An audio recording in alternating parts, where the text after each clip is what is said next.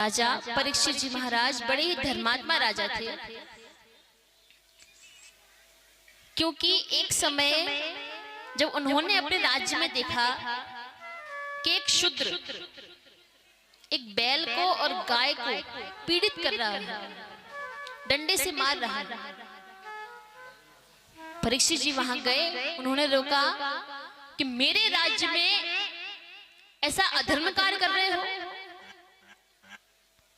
और जैसे ही तलवार निकाली मारने के लिए, वो शूद्र पैरों में गिर गया और कहा कि महाराज, मैं कलयुग,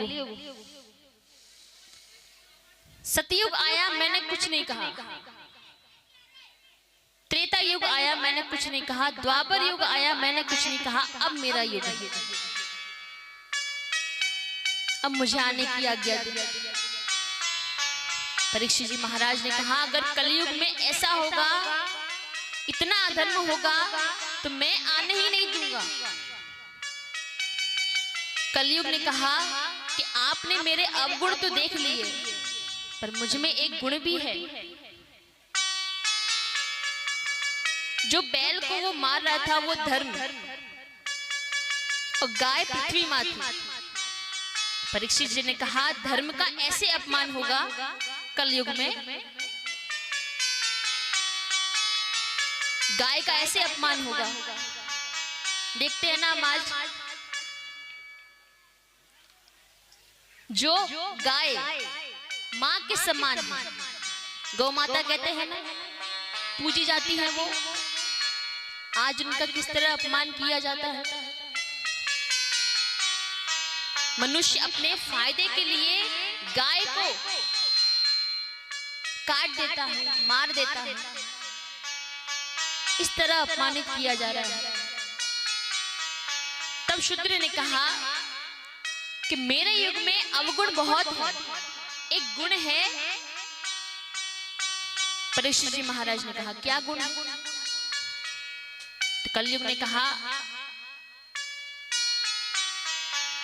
कि मेरे युग में अगर कोई सच्चे हृदय से भगवान का नाम ले ले तो उसे मुक्ति मिल जाती है, प्रभु मिल जाते हैं।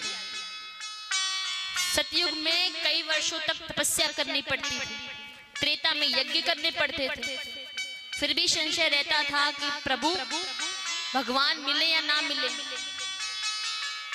और कलयुग में हो कलयुग केवल नाम आधारा,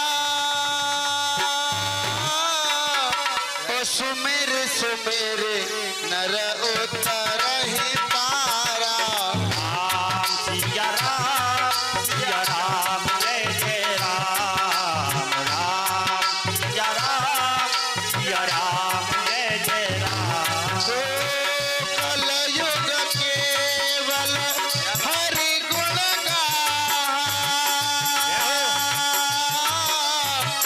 गाही गाए नर पावहि थाहा। राम सिया राम जय जय राम, राम सिया राम जय जय राम। कलयुग सम नहीं आन युग, जो नर कर विश्वास। कलयुग सम नहीं आन युग, जो नर कर विश्वास। साई राम गुण गण विमल, भव कर बिन प्रयास। गाई राम गुण गण विमल, भव कर बिन प्रयास। कलयुग केवल हरि गुण गाय गाय नर पावहि थाहा। तो महाराज, कलयुग समयुग आन नहीं, जो नर कर विश्वास। कलयुग ने कहा कि मेरे युग में ये एक अच्छा गुण है, और वो परीक्षित जी के पैरों में गिर गया। कहा, मैं आपकी शरण में हूं, आपकी शरणागत हूं, आपको मुझे स्थान तो देना पड़ेगा। और परीक्षित जी महाराज ने कहा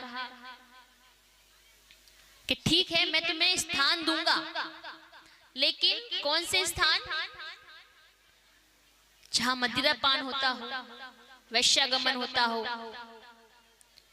झूठ हो, अभिमान हो, काम हो, बैर हो, ऐसे स्थानों पर कलयुग निवास करता है।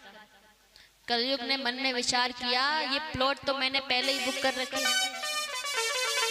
उसने कहा कि मुझे एक और स्थान चाहिए जो अच्छा हो। परीक्षित जी महाराज के मुंह से निकल गया, स्वर्ण में स्थान मिलेगा। अब निकल गया, तब उन्होंने कहा कि स्वर्ण में स्थान तो मिलेगा, लेकिन कौन से सोने में?